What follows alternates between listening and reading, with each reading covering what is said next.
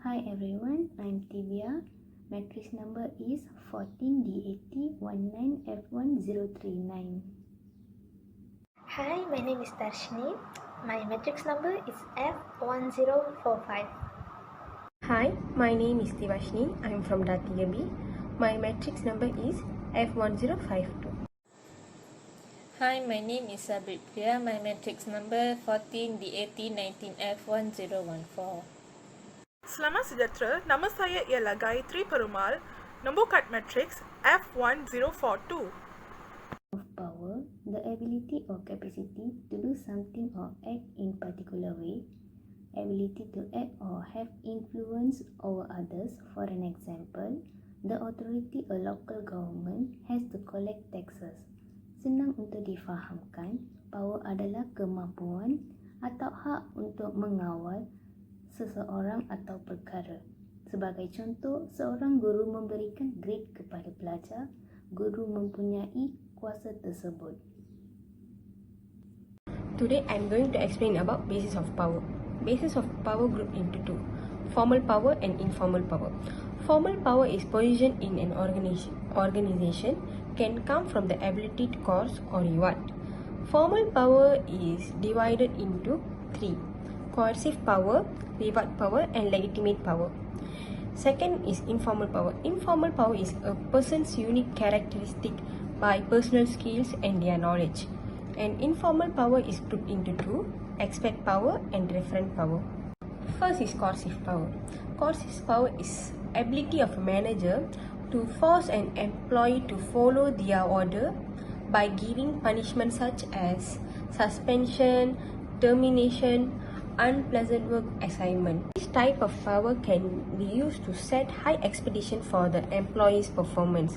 Leaders can use this power to establish innovation as part of their employees' responsibilities. Next is reward power. Reward power is the power that allows you to give pay raises, promotion, praises, interesting project, and more. This motivates the employee to work better. Third is legitimate power. Legitimate power refers to ability to influence others because of the position they hold in the organization. It's called authority or right to demand. There are characteristics of organization authority that are invested in a person's position and accepted by the subordinates. Expert power. Manager or other member in the organization has a high level of knowledge or specialized skills that other employees do not have. Such people are highly valued in the organization, especially for the problem solving skills. Referent power.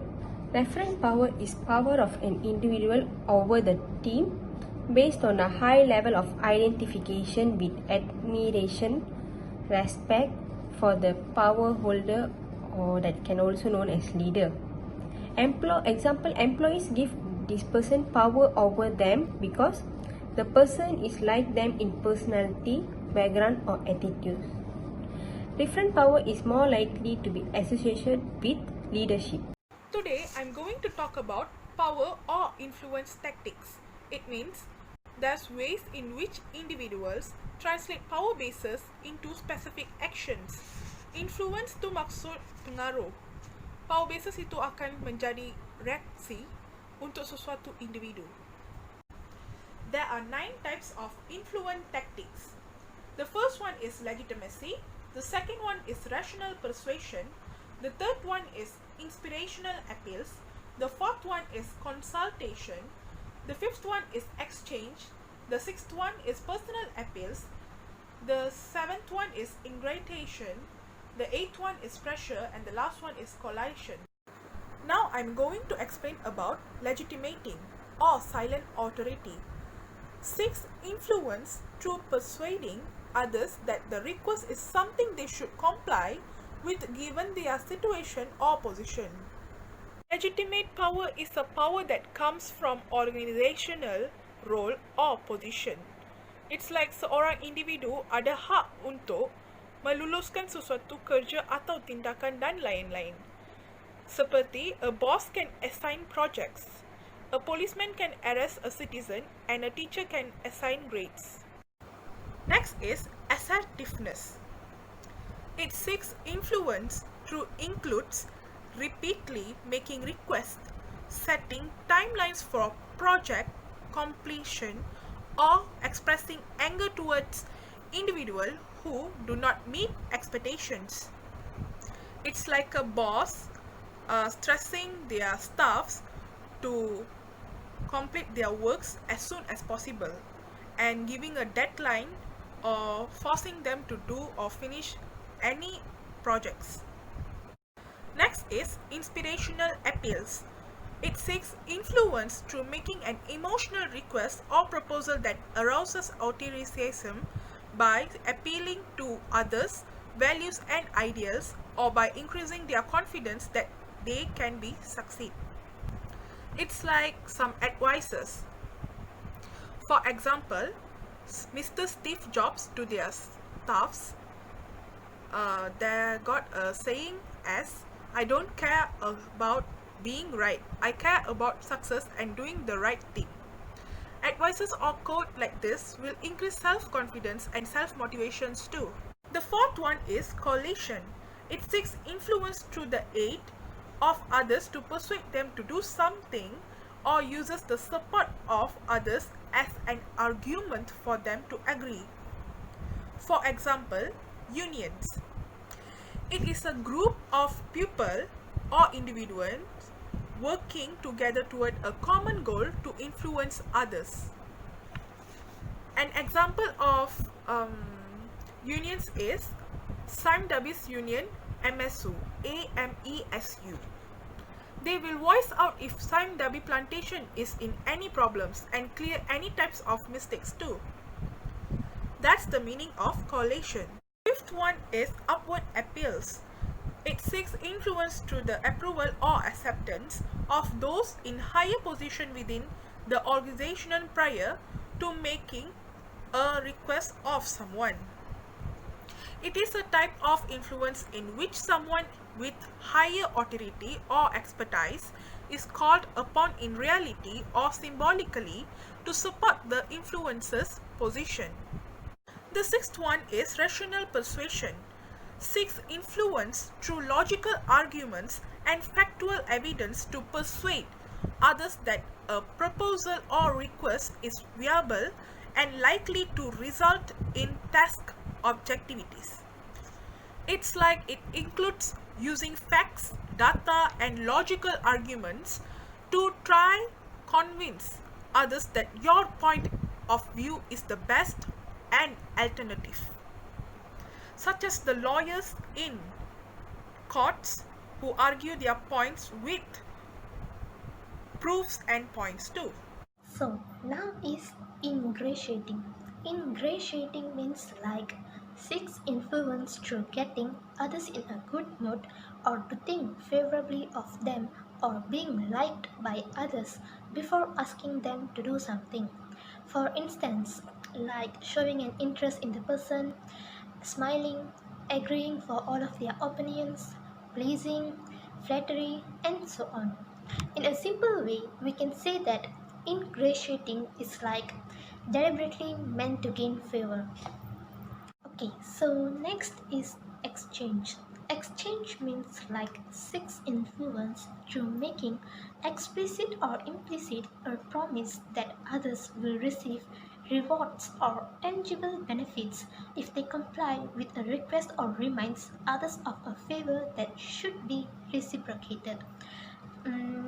For representative, it's like give and take in which someone does something for you and you do something for them in return. So, the last is consultation. Consultation means like seeks influence through involving others. Participation in making a decision or planning how to implement a proposed policy, strategy, or change. For example, the statement, the new attendance plan is controversial. How we can make it more acceptable? Okay, so in a simple way, we can say that consultation is like getting others to participate in plannings, making decisions, and changes.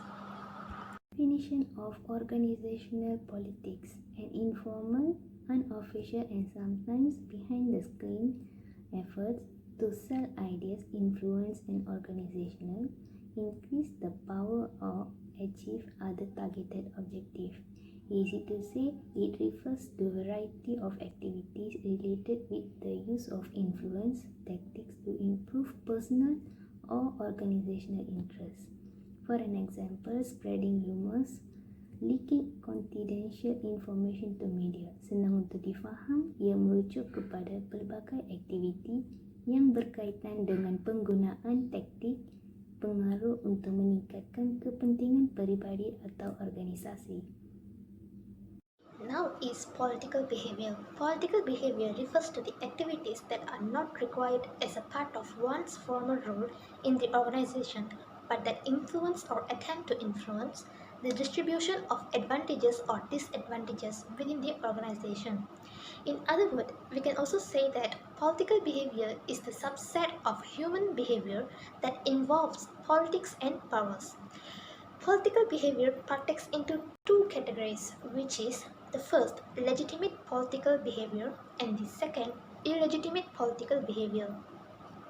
The first is legitimate political behavior.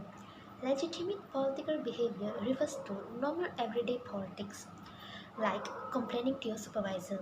For instance, you might need a certain mission to get your work done, which is in the hands of another department. You might start talking or complaining to your supervisor about how you need a mission like that and you have more use for it than other departments. Other than that, forming coalition by passing the chain of command are also known as legitimate political behavior. So, the second is illegitimate political behavior. Illegitimate political behavior is the behavior that violates the implied rules of the game, like sabotage, such as inflicting damage to the property, reputation, product or service of an organization or other employees. Other than that, whistleblowing, such as exposing secretive information or activity within a private or public organization that is deemed illegal. And lastly, symbolic protest, such as wearing unorthodox dress or protest buttons. Hi, today I'm going to present the cause of political behavior. There are two main causes of political behavior, which is individual factor and organization factor. Firstly, we're going to go through individual factor. There are many causes of individual factors such as high self-monitor, internal locus of control, possessive job alternative, organization, investment, and high much personality. But I would like to explain three major causes which is particularly will be questioned in exams. Firstly, high self-monitor. It is more sensitive to social sign and it's more likely to be skilled in political behavior than the low self-monitor. Secondly, internal locus of control. It's more liable to take a proactive posture and attempt to manipulate situations. Thirdly, possessive job alternative. It has a prominent reputation and influential contracts outside the organization, and it is more likely the person will risk the illegitimate political actions. Secondly, the main causes of politic behavior is the organization factor. The organization factor also have many causes such as democratic decision making, zero-sum reward practices, self-serving senior manager, promotion opportunities, and more. But I would like to explain three causes which is very easy to understand and very easy to memorize. Firstly, high performance pressure. The more pressure that employees feel to perform well, the more likely they are engaged to politicking. Easy to say in Malay is semakin banyak tekanan yang dirasa oleh pekerja untuk menunjukkan prestasi yang baik, semakin besar kemungkinan mereka terlibat dalam politik. Secondly, role ambiguity. prescribed behavior of the employee are not clear, tingkah laku pekerja yang tidak jelas. The greater the role and duty, the more engaged to politic activity. Low trust. The higher the level of political behavior, the more likely it will be illegitimate.